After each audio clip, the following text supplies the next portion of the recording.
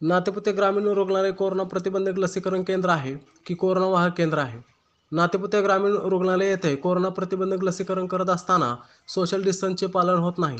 याच रुग्णालयात इतर उपचार घेणारे रुग्ण, कोरोना चाचणी केंद्र या सर्वांचा एकत्रित गोंधळ. या सर्व परिस्थितीमुळे हे रुग्णालयच कोरोना वाहक होऊ शकते आणि आरोग्य व पोलीस प्रशासन यांना यांचे कोणतेही गांभीर्य नाही.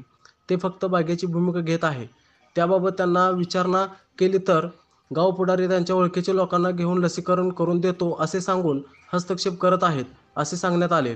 याबाबत उपविभागीय अधिकारी शमा पवार मॅडम यांना कल्पना दिली असता त्यांनी त्यापुढील नोंदणी सर्व ग्रामपंचायत स्तरावर देण्याचे आदेश सर्व ग्रामसेवक यांना दिले आहेत.